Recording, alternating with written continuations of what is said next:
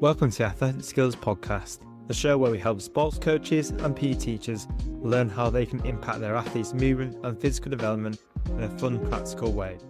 I'm your host, Isaac, founder of Athletic Skills, and in today's episode, we'll be chatting to Toby Williamson, S&C coach at Shrewsbury International School in Bangkok. We discuss his journey in S&C and the power of getting as many experiences as a coach. Also, Toby shares his experiences of S&C in schools and how he gets buy-in with different types of athletes and how he works within a multidisciplinary team. And also, Toby breaks down some fundamental movements and how his program may change across the age groups. Toby also shares his passion for data and how he uses it to tailor his programs, motivate students and educate staff and parents on S&C. Don't forget to subscribe, leave us a review, and hope you enjoy the show. Let's get started.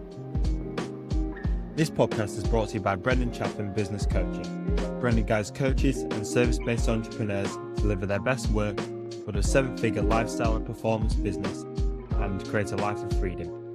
I started working with Brendan in September 2023, and it's been a great journey since I started working with him in launching my own business, Athletic Skills.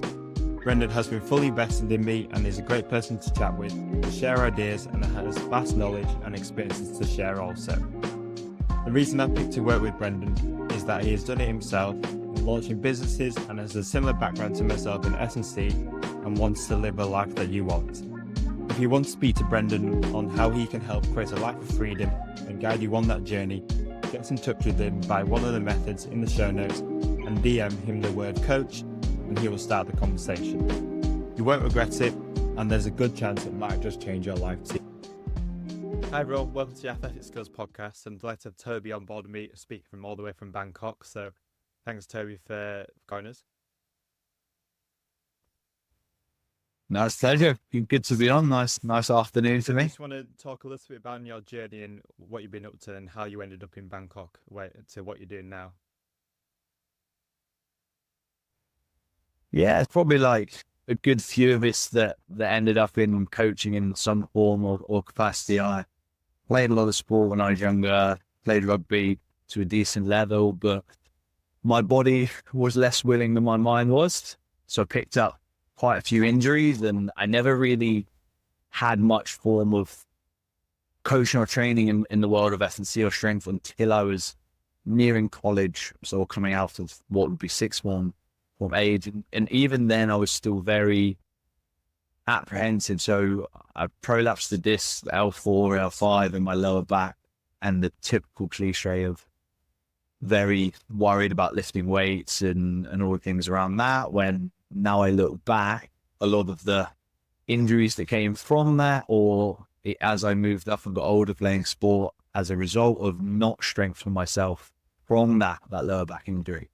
Now I look back, and when I finally had a good coach and had a really good rugby and strength and conditioning coach at college, and he helped show me and teach me the understanding of why actually I needed all of these extra things to strengthen and improve my performance and not be scared of it, and actually look at it as something as let's fill the gap. It's not going to make it worse. It's going to improve it, fill the gap. And I saw a lot of improvement in my own performance. And honestly, ever since then, I've just been fascinated with that side of training and how much extra can you get out of yourself or of others outside of just playing the sport and just continue going down the sports route. And then that sort of got me into the coaching side of things. Again, I was very lucky. One of my other rugby coaches, who was a very good friend of mine and a lecturer, he was lecturing at the college and he opened his own gym.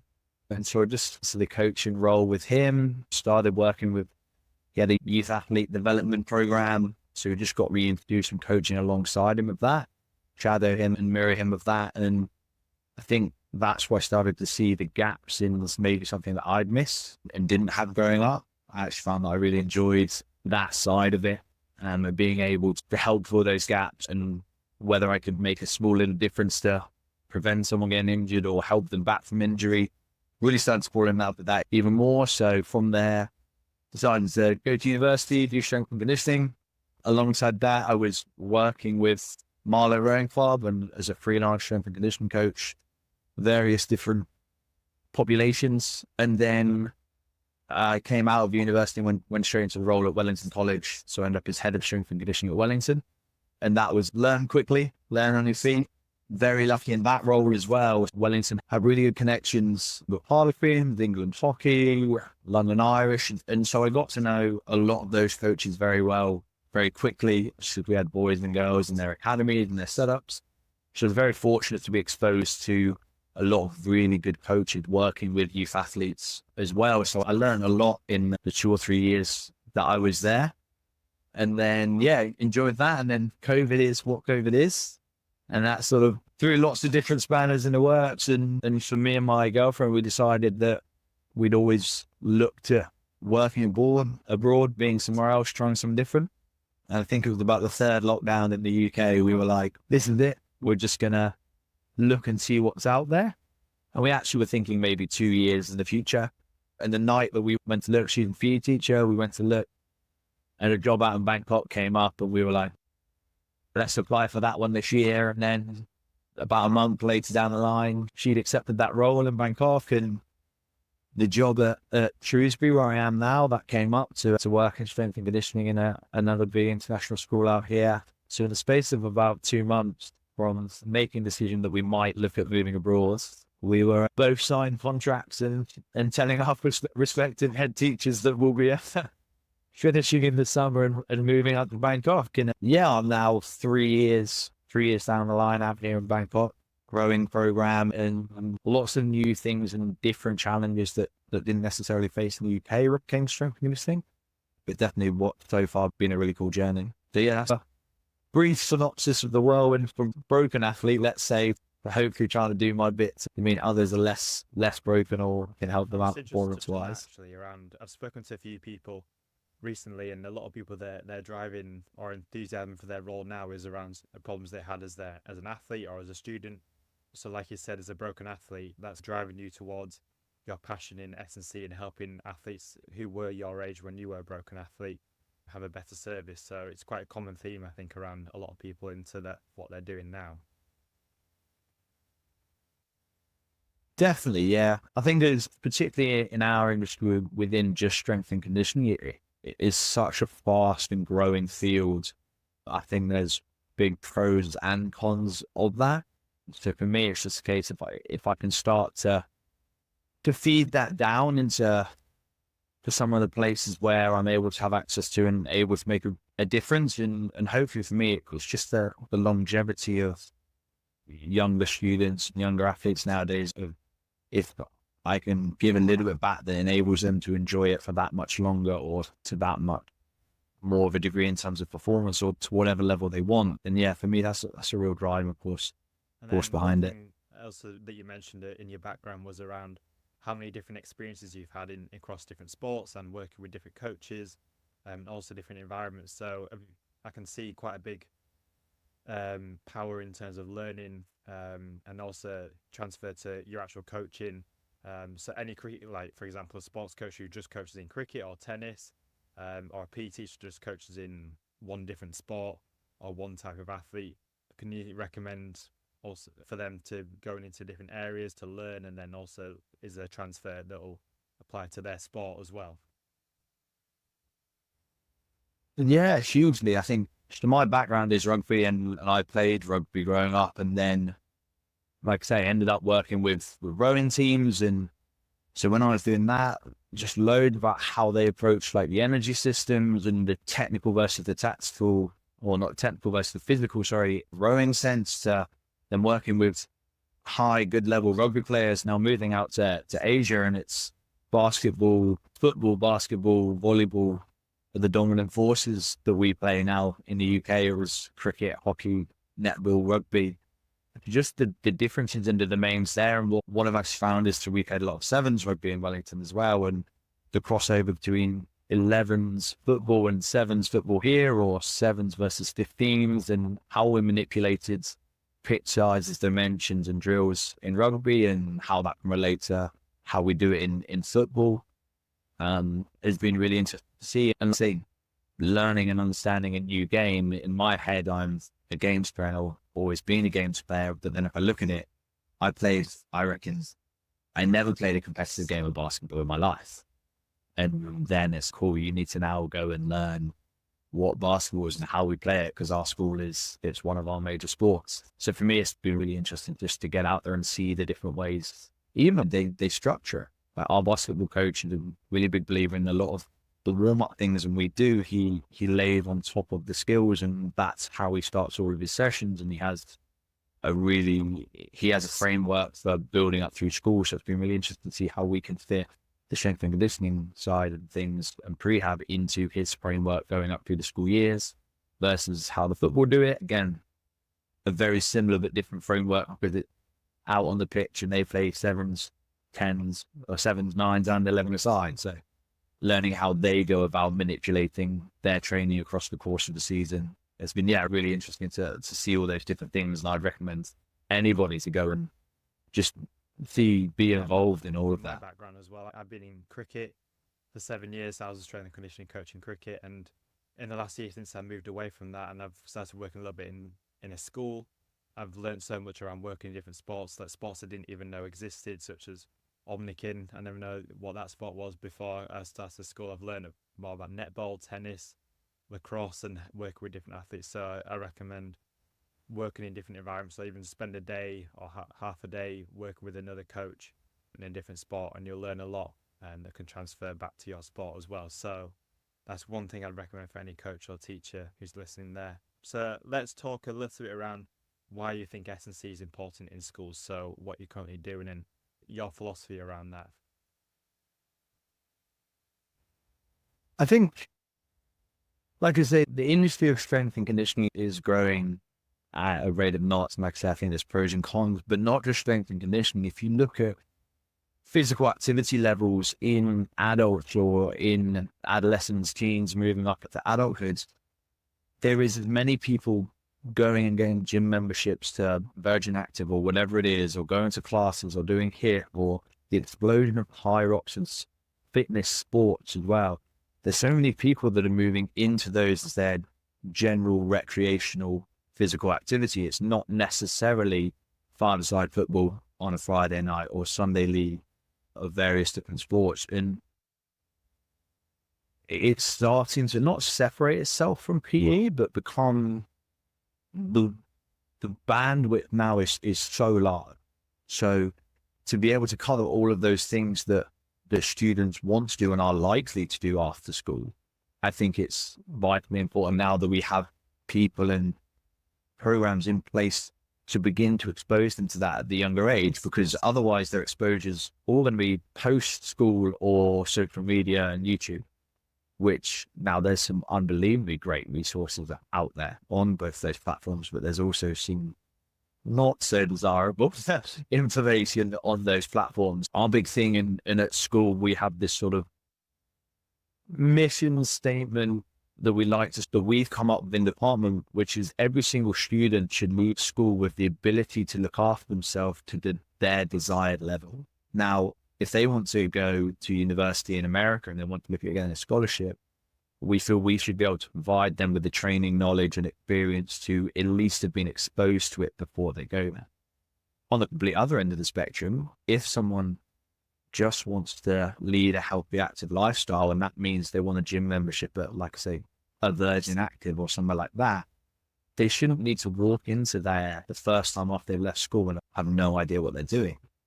They can have a basic understanding of movement patterns. They can have a basic understanding of what progression is, whether it's the amount of reps, the load, or the actual skill that they're performing. So I think now it is a vital part of that curriculum vision we give to students, because I think it will make up a large portion of their life at some point down the road. And then also I think another one on that is around confidence. So also providing them confidence to be able to go into a gym on their own, because I take it for granted for myself that walking into a gym is quite a comfy environment for myself, for yourself as well. But for a young athlete or a student, walking into a gym might be quite daunting. So providing them confidence to go and exercise, go for a run along the street, or go walk into a gym and have confidence in doing that and knowing they're doing the right things as well is a key vital thing around S&C, I feel, in schools. Yeah, completely. So we actually we have year 5, so we do call it call it Shrewsbury Warrior, and it's all about run, jump, play, throw, like exploring how they move. But we split the lesson that we run with those, and the S&C team lead on those with the PE staff there as well. But we have the year 5 and 6 students in the gym to do that. Now, obviously, they're not going and using they're not lifting barbells at year 5 and 6, but they're in the space. So that by the time they get to year 7, 8, 9, and those curriculum lessons start to involve that equipment, start to use that equipment, they've already been in the gym for the last 2 years of their school life. So we've removed that barrier initially. And what we found is that across the board, it is now normal and standard that students will be in there. And we're very lucky in school. So we've got a beautiful gym with 6 power racks and everything that you want, and a track and this, that, and the other. So the likelihood is they're going to something similar, or they've seen a lot of this higher end as well as the lower end equipment by the time they leave. So yeah, completely that exposure and normality to what the movements, what the equipment are is something that I believe is huge. I just want to touch a little bit on what you mentioned there on S&C and P combining together. Is that something that happens quite often in your work and at your school? Yes, so we've got an awesome PE department in the openness that they have to learn and share their experiences, to blend the coaching side of things with the pedagogy side of things, and the physical with the education.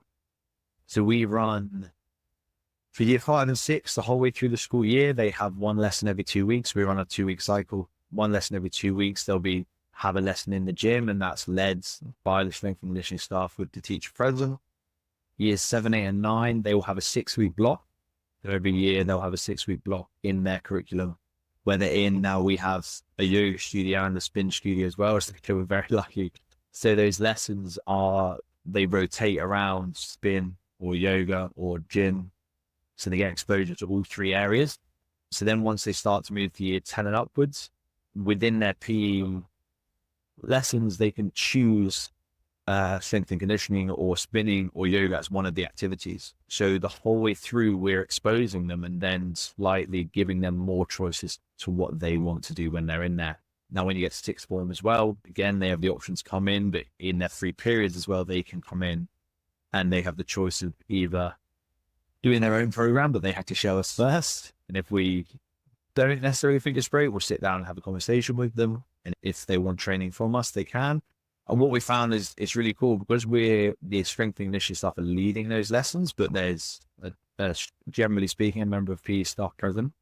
And then with their PE group, they helped us be able to transfer that knowledge in more of a way rather than just a coaching frame of, okay, this is a safe way to do this. They've helped us expand the strength and conditioning curriculum so it leads actually into GCSE and exam years. So a lot of the things that they would do there, we built into the preliminaries and the starter activities, and then vice versa. A lot of what we do, a lot of the teachers will coach sports after school as well. So the warm-up activities, some of the main movement patterns, we're able to then build into the sports program as well. And the teachers have more confidence that it's what we've been doing in there together. So it's been really nice to blend the 2 together. You mentioned a little bit around kids maybe writing their own programs.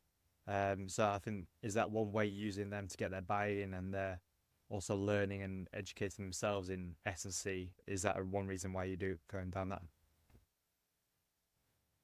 Yeah, completely. And it's a funny thing in that we're in a school, so we are treated as teachers. And I think sometimes it can be, I saw this really cool, nice, flashy thing on the internet, I'm going to do that. Whereas sometimes it's students look for those shiny things outside of school because they've seen it there. So we don't want to detract them from wanting to explore training and different styles of training. And that's, I'm never going to say, no, you have to only do what I am going to do. But if you do want to do your own thing, then I want to have a sit down and a conversation, ask why, see if there is a reason why, see how we can build it into things. And we've actually had some really cool things come up where we've had a couple of students now go on to compete in powerlifting. And so initially they just seen things and I just want to lift heavy, and it's okay, break down what, why, how we're going to get there and what the journey is to get there. And then some students she finds, we've actually now expanded our provision of the base programs we provide. We have a health and well-being strand and a performance strand, and chatting to students who they've experienced both and they want to try a blend. It's quite nice to, like I say, let them guide where they want to go as well. We can still be there and guide them through the process and maybe adjust a few things here and there that we don't necessarily agree with. But yeah, definitely in terms of their experience, I'm a big believer in there shouldn't ever be a cold, hard no.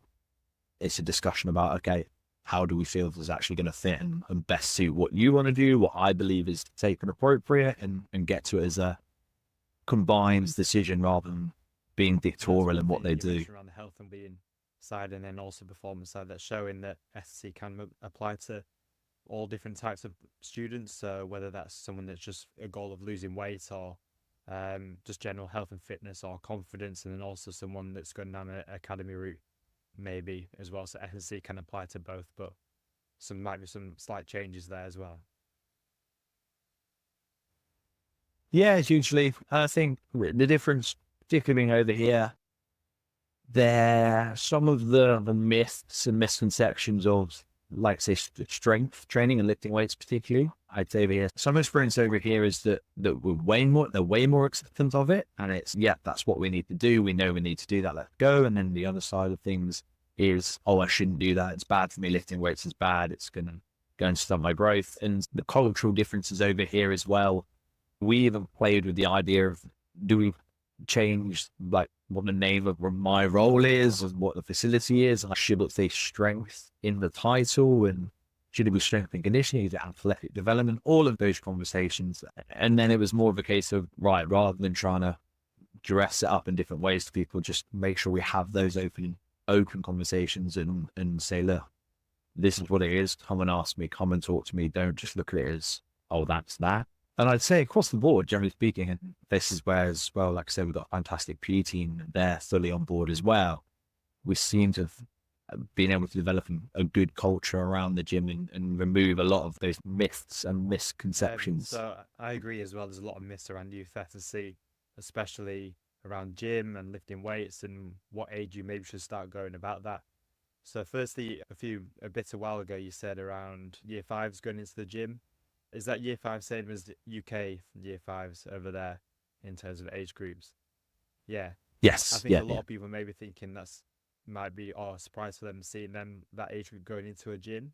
So just want to talk about what that might look like for that age group or even younger age groups that are going into the gym environment, and show what maybe you're doing with them. Yeah, completely. So when they're in there, essentially what it is, an exploration of movement, but they just happen to be in that space. So we tend to break it up into, initially within the first year, so we call it Shrewsbury Warrior. So we broke it into like superpowers and things like that, first of all. And so we're looking at like developing super strength or super speed, and so what we'll do is get them in there, and it's always very much game and exploration based. Daffyd, who actually writes the majority of our curriculum, he's designed how it flows through the year groups. He was leading a lesson the other day, and there's we talk about strength, and then we're just talking about how you control your body. And so he's got kids doing essentially Sorensen holds a line with the bend to their their body off, while a friend has to hold their legs down. And there's two head to head, and they're playing noughts and crosses with cones and tennis balls, and they've got to hold themselves in the positions, or they're doing bear crawl races or flank games where they have to throw balls through hoops, score different points, and the further they hold themselves away or hang to support their own body weight in different positions. It's all very much game and challenge based in around supporting their own body weight and how they can manipulate their body to get into stronger positions. So essentially the best way to look at it, I guess, is they look at like shapes and patterns. Just get them to start having to hold a shape that may resemble a movement further on down the line, like a lunge or a squat or a hang, to then get them to do something active and often cognitive as well. So always subconsciously teaching them to be in and hold those shapes. So again, that just becomes the norm of the types of things that they have to do when they're in the gym. That might change as those athletes or those students get older and start to be more competent. How might your program change over the age groups? So as we do it, so as they then move up, so once they get into year 7, we'll break it down into, I'll probably get this the wrong way around now, year 7 and 8 flicks between components of fitness in the first year and then movements and muscles in the second year. So they move from not just us talking about it, they have to identify whether some of the games they're doing are working on power, or are they working on strength, or are they working on speed? And there again, the gamification slightly pulls away, and the language that we use and when they're holding those positions. So maybe now it's not holding a lunge position. Someone has to go off and do a task and everybody else has to go through a certain amount of reps, or they have to perform 4 lunges before they can go and do that task.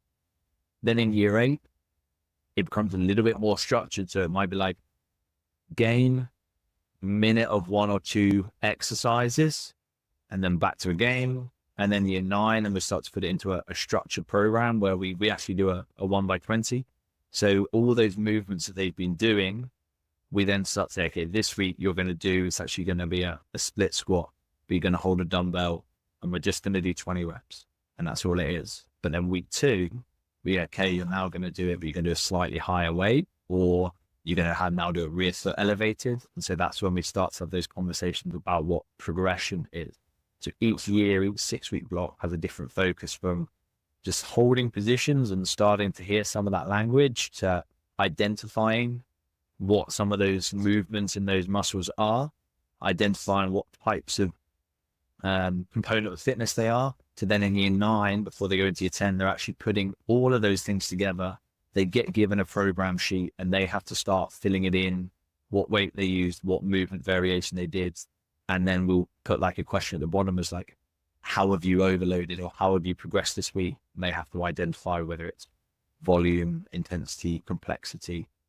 So we just start to layer and scaffold all that information on top of each other.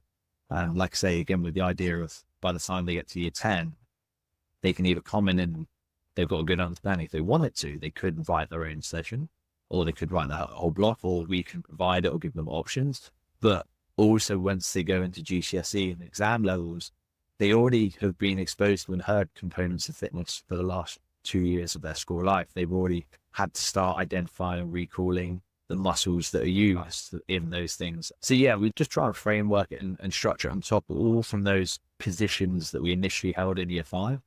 But they're playing games, but they're in lunge up to now. Okay, it's a lunge pattern. I'm using these muscles to do it. I can make it harder by adding weight, or I can make it more complex by elevating my rear foot. I just want to touch on, to finish on, around data that you mentioned prior to this chat around how you use data in terms of getting buy-in, or using data around within your programs and at your school. So do you want to touch a little bit on how you might use data in your role? Yeah, of course. So I am a data and systems nerd, and I love it all, but I'll try not to go too deep. But if you stop me, if you feel like I am, we do a few different things. Within all those curriculum lessons, so from year 5 all the way up to year 9, we'll do a jump test, we'll do a sprint test, and we actually start doing a hang test with them. Because the reason we look at those is we actually start to get a picture, an idea of what our student body looks like in terms of general fundamental movements. And we never test strength in terms of a weight lifted, though, unless it's like on a performance side of things at the higher end of school.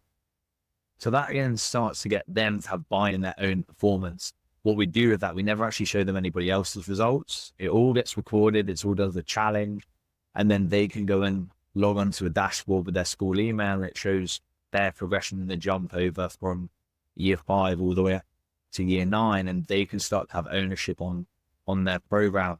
I know there's some views around like testing in schools, but we very much can't make it. This is you challenging yourself. We don't give awards for the best in class. We don't say, hey, look, this is the best person because of this. It's just giving them an idea of, if you work towards something, you can see improvements in this, or the gym isn't just about lifting weights. We can run faster, we can jump higher.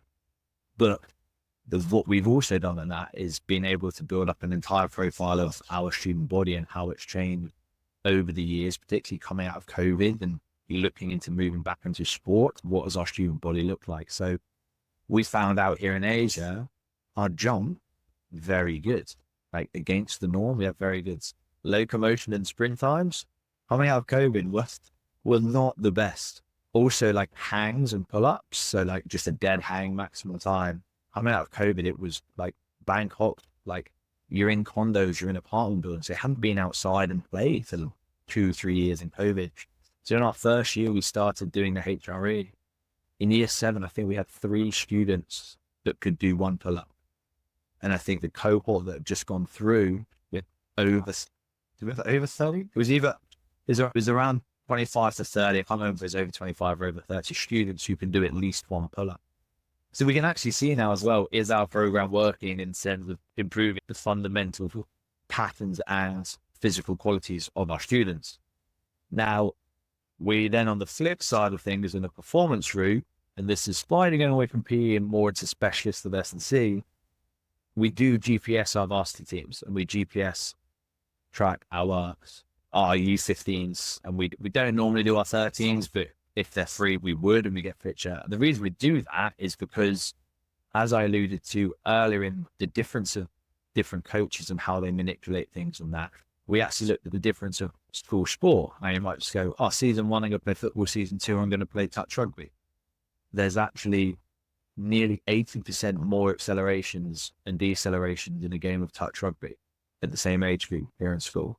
You're running, actually, generally speaking, they run the same amount of distance, but touch rugby normally do it about 10% less amount of time. So the duration of training was different. We also found that when we were training after school, they were training for 2 hours in football and they weren't getting up to 8% of their speed. So we began to get this picture of what PE looks like and what sport looks like, where the differences are, and how we can start to blend the curriculum into sport. And maybe we're getting these injuries around ankle and the knee in a lot of change of direction sports, but we're not doing that in PE, or the locomotion's really low in PE. So can we start in PE to start to implement warm-ups and movements that are actually going to prep our kids for after school, because we know we're looking at the ankle and the knee and holding positions that particularly strengthen all the tissues in that area. But then also when we're playing our sport, when I move from season 1 to season 2, I can't just expect the kid to be ready to go into a game of touch rugby, because they now need to do 80% more accelerations and decelerations. So how can we look to build that? Is that something we can build as the curriculum? Arguably not, because you're going to have a mixed group. But when those students are in their ECAs and in those final weeks of one season leading into another, how can we look to manipulate our sports and our training? I'm a huge believer in whatever capacity it can, understanding your student body, because otherwise you're just throwing stuff at the wall and hoping that some things stick and people don't get hurt. Whereas if we can, like I say, understand what they look like and then understand what the sports look like, understand what the curriculum look like, we can now actually start providing a really great picture of how we should approach their training, rather than, let's build an S&C gym. Let's do S&C. Let's add another thing into their timetable that we think might work. We can actually start to implement things that we know are going to work, rather than just adding something in for the sake of adding something in. Way of why you're collecting data and why you're doing some testing. So I see a lot of coaches, whether it's a sports coach or an S&C coach, testing, but then having no real use of or how they're actually going to use the data. So having that understanding or that picture that you want to build with the data that you're collecting is a real quite powerful in terms of getting your athletes to buy into their testing. Because when you're testing them, it's normally a maximal test, and whether it's a area test, whether it's a jump test, a sprint test, and when they're understanding why they're actually doing it, that's going to get better intent from them. So you won't get those questions of why we're doing this and this and that. Yeah, completely. Parent-wise as well. Like, just it just helps them provide a better understanding of what strength and conditioning is and what we're trying to do and why sometimes we do less. That's a big one. Proves the well. Like with the GPS, I don't actually put distance run on the GPS report that go out to the students after they've done some of their game, because otherwise it just becomes a competition for who can run the furthest, which we know even the reason that we're looking to track that. So yeah, just little things like that and helping them understand what we want to pay attention to and why is, we found really good and say the buy-in from all parties, because sports coaches and S&C coaches and parents and the school and the student are all going to have slightly different what, whys and hows of they're doing something. So if we can start to open that conversation up and make it a conversation between all parties, for me, it's going to provide the best outcome for a student rather than just, I think this is best, so I'm going to do this. And then just to finish quickly, one quick question for a sports coach or PE teacher. If you had to measure 3 things or test 3 things for a youth athlete, what would you recommend that sports coach or PE teacher start with? So I am a big fan of a jump of some form. So where the easy thing would be a broad jump or a vertical jump. How well can they coordinate their limbs to create force quickly? And hang, I'm a really big fan of a hang. So 2-handed, if they can get to a minute, or some of our kids can get up to 6. So we actually put up on 2 minutes. How long can they support their own body weight or hold their body weight off the ground? Because particularly that one, the opportunities to do so in cities or post-COVID have been very limited. So for a fundamental test of grip strength and what is a good indicator of a student's strength, just how long can they hang? And then if you've got the ability to do some form of run or sprint, it doesn't need to be a long one, but just to even look at how they run, then the sprint of some form, I think, is another really good thing you can do. So this gives you a base idea of strength, speed and power. I think with those tests, everyone's got a smartphone these days, so you can easily time on your phone. It doesn't necessarily have to be gold standard with time gates and high-tech cameras. You can film on your phone or whatever. So a lot of these tests are practical. You can use a tape measure for your broad jump and so on. So I think those tests are very practical for any environment, really. So no, thanks. Yeah. And then thanks, Toby. This I think we said 30 minutes at the start, and it's flown by. So have you got anything coming up that you want to share? And is there any way that anyone who's got any questions could get in touch with you as well? Yeah, definitely. I think so.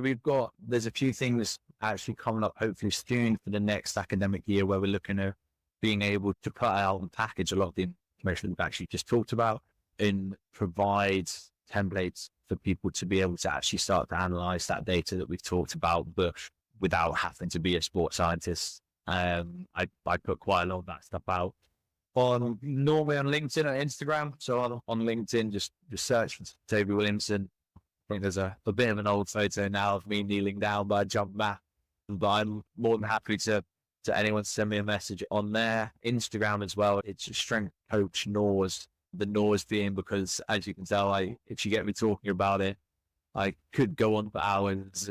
Some people might find that a little bit too much. But either say Strength Coach Norse on Insta or through LinkedIn. I'm more than happy to and always love talking about all things S&C and youth sport in schools particularly.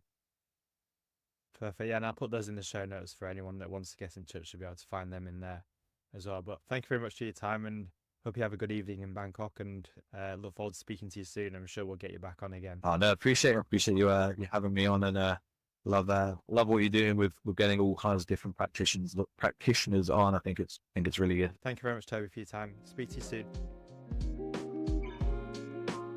Thank you so much for tuning into this episode of the Athletic Skills Podcast. I hope you enjoyed our discussion and found it helpful in learning more about impacting your youth athletes' movement and physical development. If you did enjoy this episode, please take a moment to give us a subscribe and share to any other coaches or teachers you think it may help. Also, if you have any feedback or topics that you'd like us to cover in future episodes, please feel free to reach out to us on social media or on the email in the description, and we'll be more than happy to try and tackle those challenges you are facing as a sports coach or a PE teacher. Thank you very much, guys, for listening. I look forward to speaking to you soon.